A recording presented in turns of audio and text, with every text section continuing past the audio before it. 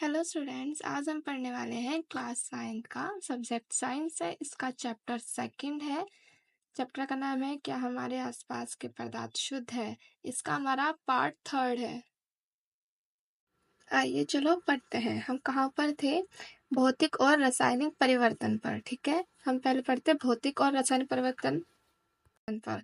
तो भौतिक परिवर्तन क्या होता है? यह उत्क्रमणीय होता है। उत्क्रमणीय का मतलब होता है अगर कोई भी पदार्थ है वो अगर ए है, मान लो कोई पदार्थ है वो बी में बदलता है तो वापस से क्या होगा, बी जो बना है पदार्थ वापस से ए में बदल जाएगा। मतलब ये जो होता है दोनों दिशाओं में इनका परिवर्तन होता है। ठीक है, जैसे कि हम देख सकते हैं कोई लोहे की टेबल है। ठीक है, मतलब कोई लोहा है, लोहे से हम उसको लोहे की टेबल बनाते हैं तो उसको वापस से हम टेबल को लोहा बना सकते हैं, लोहे के रूप में बदल सकते हैं। ठीक है, यही होता है दोनों दिशाओं में उत्क्रमणीय। ओके। और भौतिक परिवर्तन में क्या होता है? भौतिक परिवर्तन के दौरान कोई नया पदार्थ नहीं बन सकता। मतलब जैसे भौतिक परिवर्तन ये ऐसा होता है ना कि अब वो एक दूसरे से बदल रहा है, ए से बी बन रहा है, बी से वापस ए बन रहा है, तो कुछ नया नहीं बन रहा है। ठीक है, वही चीज इधर से उधर हो रही है बस। ठीक है। और थर्ड क्या है? बहुत कम मात्रा में ऊष्मीय अथवा प्रकाश ऊर्जा ली या निकाली जाती है। ठीक है, मतलब ये बहुत ही कम मात्रा में ऊष्मा ली जाएगी तो ये चेंज हो जाएगा। जैसे बर्फ़ का पिघलना, मतलब ले सकते हैं जैसे बर्फ़ है। ठीक है, बर्फ़ को हम गर्म करेंगे तो क्या हो जाएगा? ये पानी बन जाएगा। ठीक है, उसको हम और गर्म करेंगे तो क्या होगा? ये गैस बन जाएगा। तो इसके जो भौतिक अवस्था है उसमें परिवर्तन आया। ठीक है, इसमें भौतिक में क्या होता है कि इसका रंग रूप आकार में परिवर्तन आता है, कोई चीज़ नई नहीं बनती है इसमें। वही हम देखें जो रासायनिक परिवर्तन होता है वह एक अनुत्क्रमणीय होता है। इसका मतलब क्या? वो जैसे कोई भी पदार्थ है तो वो ए से बी में बदलता है तो वापस से ए में नहीं आ सकता। ठीक है। और सेकंड क्या है? इससे नए पदार्थ बनते हैं। रासायनिक परिवर्तन में क्या होता है? जब भी कोई रासायनिक परिवर्तन होता है तो उससे हमें नए पदार्थ मिलते हैं। ठीक है, एक रासायनिक परिवर्तन में एक बड़ी मात्रा में ऊष्मीय अथवा प्रकाश ऊर्जा ली या निकाली जाती है। मतलब कि जैसे कि भौतिक में बहुत कम मात्रा में अवशोषण होता है और उत्सर्जन होता है, बट रासायनिक में क्या होता है? अधिक मात्रा में होता है उत्सर्जन भी और अवशोषण भी। ठीक है, इसमें उदाहरण में क्या दिया हुआ है? लकड़ी का जलना। अब लकड़ी को जलाना होगा तो उसमें अधिक मात्रा में ताप लगेगा तभी लकड़ी जलेगी। ठीक है, आगे हम देखते हैं क्या तत्व क्या होता है? तत्व में क्या लिखा है? सन 1794 में रॉबर्ट वाइल पहले वैज्ञानिक थे। ठीक है, 1794 में क्या थे? रॉबर्ट वाइल पहले वैज्ञानिक थे जिन्होंने सन 1661 में सर्वप्रथम तत्व शब्द का प्रयोग किया था। तत्व शब्द का सर्वप्रथम प्रयोग किसने किया था? रॉबर्ट वाइल ने। ठीक है, ये पहले वैज्ञानिक थे, इन्होंने 1661 में किया था तत्व शब्द का प्रयोग। ठीक है, फ्रांस में सेकंड क्या हमारा? फ्रांस के रसायनज्ञ एटोनी लॉरेंट लावजिया। ठीक है, क्या नाम है? Antoine Laurent Lavoisier. इसमें सन 1743 में सबसे पहले तत्व की परिभाषा का प्रयोग द्वारा प्रतिपादित किया था। मतलब प्रयोग किया था, उसको एक भाषा जो तत्व है उसकी एक परिभाषा दी थी। ठीक है, क्या कहा था उन्होंने? उनके अनुसार था तत्व पदार्थ का वह मूल रूप है जिसे रासायनिक प्रक्रिया द्वारा अन्य सरल पदार्थों में विभाजित नहीं किया जा सकता। विभाजित मतलब अलग नहीं किया जा सकता। क्या लिखा था? तत्व पदार्थ का वह मूल रूप है जिसे रासायनिक प्रक्रिया द्वारा अन्य सरल पदार्थों में विभाजित नहीं किया जा सकता। ठीक है, आगे है एक शुद्ध पदार्थ जिसे न तो साधारण पदार्थों में तोड़ा जा सकता है। ठीक है, क्या होता है? तत्व एक ऐसा शुद्ध पदार्थ होता है जिसे हम नहीं साधारण पदार्थों में तोड़ नहीं सकते। ठीक है, और ना ही किसी ज्ञात भौतिक रासायनिक क्रिया द्वारा दो या साधारण पदार्थों में बनाया जा सके। ठीक है, तत्व क्या होता है? हम इसे कोई साधारण पदार्थों से तोड़ नहीं सकते, मतलब कोई भी साधारण पदार्थ से तोड़ नहीं सकता। और इसमें जो होता है इसके रासायनिक या भौतिक गुण द्वारा हम इसे बना भी नहीं सकते, ये खुद अकेला होता है। ठीक है, उसे तत्व कहते हैं। जैसे लोहा, सोडियम उदाहरण है। आगे क्या है? तत्व एक ही प्रकार के अणुओं से मिलकर बने होते हैं। मतलब इसके जो अणु होंगे वो एक ही प्रकार के होंगे, अलग अलग टाइप के नहीं होंगे। और तत्वों को साधारण तत्वों को साधारणतया धातु अधातु में वर्गीकृत किया जा सकता है। मतलब तत्वों को वर्गीकृत कर सकते हैं। कैसे? तत्वों के प्रकार हो सकते हैं क्या? धातु, अधातु और उपधातु। ठीक है, पहले हम इन्हें समझते हैं कि धातु, अधातु और उपधातु क्या होते हैं। धातु क्या होता है? ये चमकीली होती है। ये जो धातुएं होती है वो चमकीली टाइप की होती है। ठीक है, जैसे ये चांदी जैसी सफ़ेद या सोने की तरह पीले रंग की होती है। मतलब जो धातुओं का कलर होता है वो क्या होता है? या तो चांदी की तरह सफ़ेद होगा, सिल्वर टाइप जो होता है, या फिर सोने की तरह पीला होगा। जैसे आप गोल्डन भी बोलते हो, सोना गोल्डन होता है ना, गोल्डन कलर का पीला भी बोलते हैं। ठीक है, ये ताप तथा विद्युत की सुचालक होते हैं। मतलब ये जो ताप होते हैं, मतलब सुचालक का मतलब होता है जैसे ये ताप, इनके अंदर जैसे हम क्या कर सकते हैं, तार होती है, तार बनती है, तो वो इनमें विद्युत की धारा या ताप की धारा, मतलब ताप या तथा विद्युत की धारा बहती है। ठीक है, ये तन्य होती हैं और इनको तार के रूप में खींचा जा सकता है। मतलब तन्य मतलब ये खींचती हैं। ठीक है, ये फिर क्या लिखा है? ये आघातवर्धक होती है। इनको पीट पीट कर महीन चादरों में ढाला जा सकता है। मतलब आघातवर्धक क्या होता है? इनको जब अगर मारेंगे पीटेंगे तो इनको हम ठोक पीट के एक चादर भी बना सकते हैं, तार भी बना सकते हैं खींच के। ठीक है, और क्या होता है आगे? क्या है? ये प्रतिध्वनिपूर्ण होती है। मतलब जब हम इनको जैसे हम पीटेंगे तो इनमें एक आवाज़ निकलती है। जैसे कि आपने स्कूल की घंटी देखी होगी, आपके स्कूल में जब घंटी बजती है वो लोहे की होती है, जो वो बजती है तो उसमें एक ध्वनि उत्पन्न होती है। ठीक है, वही चीज़ है प्रतिध्वनिपूर्ण। आगे क्या है? सोना, चांदी, तांबा, लोहा, सोडियम, पोटेशियम इत्यादि धातु के उदाहरण है। मतलब ये उदाहरण है, सोना चांदी जो है ये सब धातु के उदाहरण है। और एक है आगे क्या लिखा है? पारा धातु होते हैं, वे भी कमरे के ताप पर द्रव होता है। ये बहुत इंपॉर्टेंट है, ये 1 नंबर के क्वेश्चन में आता भी है। क्या?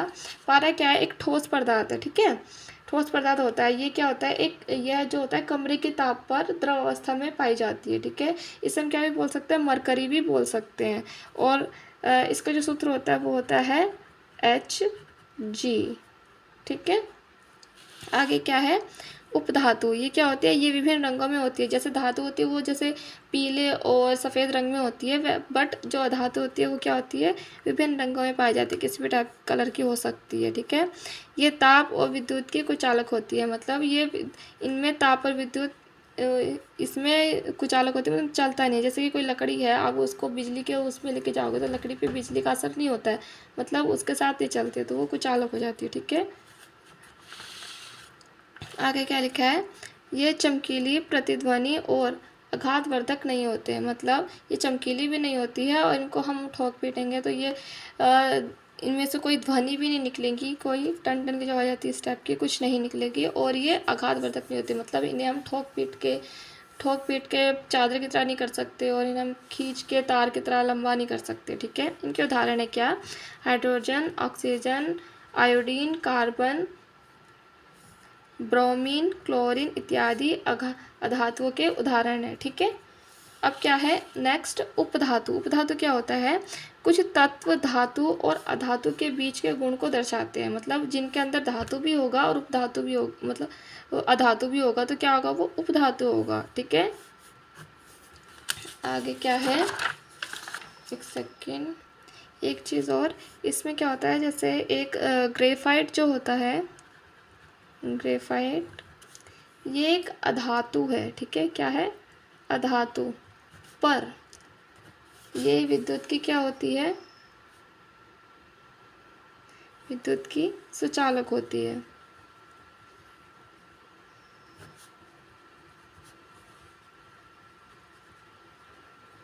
सुचालक होती। ठीक है, ये भी याद करने वाली बात है आपको। आगे है जिसमें उदाहरण है क्या?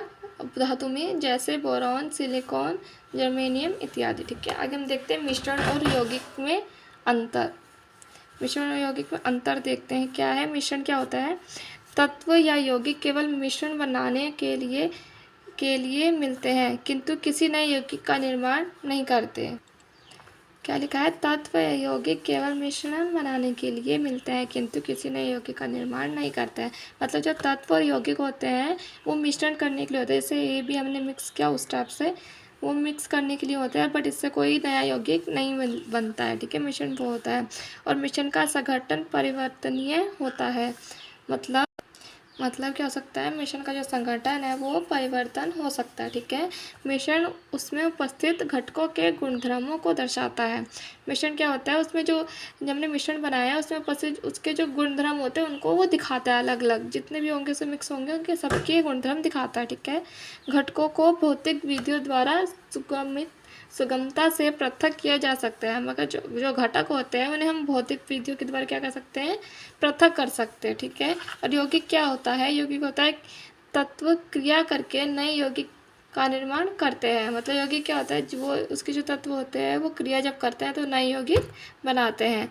और सेकंड क्या है, आगे नए पदार्थ का संगठन सदैव स्थायी होता है। मतलब जो नए पदार्थ बनते हैं उनका जो संगठन होता है वो क्या होता है, स्थायी होता है। और आगे क्या है, नए पदार्थ के गुणधर्म पूरी तरह से भिन्न होते हैं। मतलब जो नया पदार्थ बनता है उसका जो गुण होता है वो बिल्कुल ही पहले वाले गुण से बिल्कुल अलग होता है।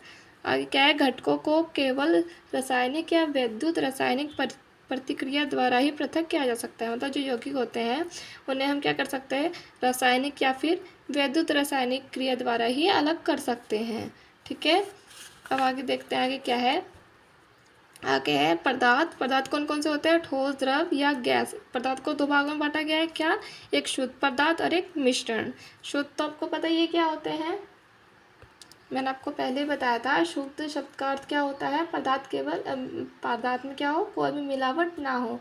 पर जो वैज्ञानिक भाषा उसमें क्या है, कोई भी जो पदार्थ होता है वो उसमें हर कुछ मिश्रण होता है, कोई शुद्ध नहीं होता है, ठीक है। इसमें शुद्ध पदार्थ है। शुद्ध पदार्थ का मतलब क्या हो गया, शुद्ध पदार्थ का तात्पर्य है कि किसी मतलब उस पदार्थ में मौजूद सभी कण समान रासायनिक प्रकृति के होते हैं, ठीक है। एक शुद्ध पदार्थ एक ही प्रकार के कणों से मिलकर बना होता है। और मिश्रण क्या होता है, मिश्रण का अर्थ है दो या दो से अधिक तत्व अथवा या यौगिक रासायनिक रूप से संयुक्त हुए बिना बना होता है, ठीक है।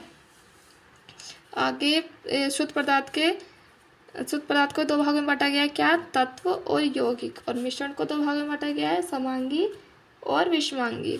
अब तत्व यौगिक के बारे में आपने ऊपर अभी पढ़ा ही, ठीक है। और समांगी और विषमांगी के बारे में मैंने पहले ही बताया था। क्या, समांगी क्या होते हैं, वे मिश्रण जिनमें पदार्थ परस्पर पूर्ण रूप से मिश्रित होते हैं और एक दूसरे से अभिभेद्य होते हैं, समांगी मिश्रण कहलाते हैं, ठीक है।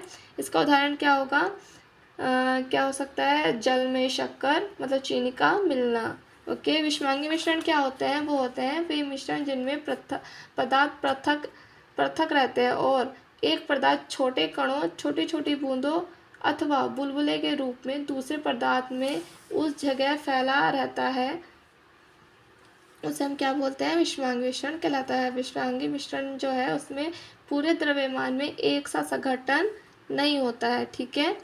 जैसे कि इसके उदाहरण हो सकता है चीनी और रेत का मिश्रण ले सकते हैं हम, ठीक है। उसमें मिलाएंगे तो अलग अलग हो गया ना, वो विषमांगी हो जाएगा। इसी चीज़ को आगे अच्छे से लिखा हुआ है। जैसे तत्व के हम उदाहरण नॉर्मल एक बार देख लेते हैं। तत्व क्या होता है, सरल पदार्थों के तत्व क्या होता है, सरल पदार्थों में विभक्त नहीं किया जा सकता है, ठीक है। उसका उदाहरण ले लेते हैं, कॉपर, ऑक्सीजन, लोहा, हाइड्रोजन, पारा आदि, ठीक है। आगे क्या है, यौगिक। यौगिक क्या है, नियत संघटन रासायनिक या विद्युत रासायनिक प्रतिक्रिया द्वारा घटक तत्वों में विघटित किया जा सकता है। इसका उदाहरण क्या है, जल, मीथेन, चीनी, नमक आदि। आगे क्या है, समांगी। समांगी में क्या है, समान संघटन होता है, ठीक है। उदाहरण क्या है इसका, जल में चीनी, जल में नमक, कार्बन डाइसल्फाइड में सल्फर, जल तथा अल्कोहल आदि, ठीक है। विषमांगी में क्या है, असमान असंघटन संघटन। उदाहरण क्या है, बालू तथा नमक और चीनी तथा नमक और लकड़ी, रक्त, तेल में जल आदि, ठीक है। आगे हमारा नेक्स्ट टॉपिक क्या है, स्थिर अनुपात का नियम। इसमें क्या लिखा है, रासायनिक यौगिक द्रव्यमान के अनुसार सदैव समान अनुपात के परस्पर संयुक्त समान तत्वों का बना होता है। मतलब कि दो या दो से अधिक पदार्थ एक निश्चित अनुपात में मिलते हैं तो क्या होता है, यौगिक का निर्माण होता है। जैसे हमने उदाहरण क्या लिया है, H2O। H2O क्या है, जल है, ठीक है, जल। और ये क्या है, एक यौगिक है, ठीक है। हमने यौगिक लिया, यौगिक में अंतर यौगिक है, ठीक है। यौगिक के अंदर उसके घटक तत्व, उनका जो अनुपात होता है वो क्या होता है, निश्चित होता है, ठीक है।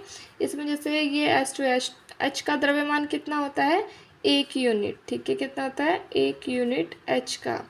और क्या ऑक्सीजन का कितना होता है, 16 यूनिट, ठीक है। इसका अनुपात निकालेंगे क्या, अब यहाँ पे H2 है, H2 बार आया ना, तो यहाँ पे क्या हो जाएगा, 2 अनुपात क्या हो जाएगा हमारा 16, क्योंकि हमारे 16 है, ठीक है। अरे ऑक्सीजन एक ही बार है, इसका अनुपात निकलेगा, क्या निकलेगा, 1:8, ठीक है।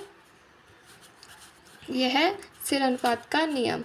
आगे क्या है, द्रव्यमान संरक्षण का नियम। द्रव्य संरक्षण का नियम क्या होता है, किसी भी रासायनिक अभिक्रिया में न तो द्रव्यमान को बनाया जा सकता है, न ही नष्ट किया जा सकता है, ठीक है। द्रव्य संरक्षण में क्या होता है, ना ही उसे हम बना सकते हैं, ना ही हम उसे नष्ट कर सकते हैं, हम बस उसे स्थानांतरित कर सकते हैं, ठीक है, बदल सकते हैं किसी चीज़ में, उसका द्रव्यमान बदल सकते हैं, बट ना ही उसे बना सकते हैं, ना ही उसे हम नष्ट कर सकते हैं। जैसे कि हम कह सकते हैं ए और बी कोई पदार्थ है, उसको जब हम बनाएंगे तो क्या हो जाएगा, ए बी बनेगा। मतलब ए कोई 5 किलो का पदार्थ है, मतलब कोई भी चीज़ 5 किलो की है, बी कोई 5 किलो की है, तो वो बनेगा क्या, वो 10 किलो बनेगा।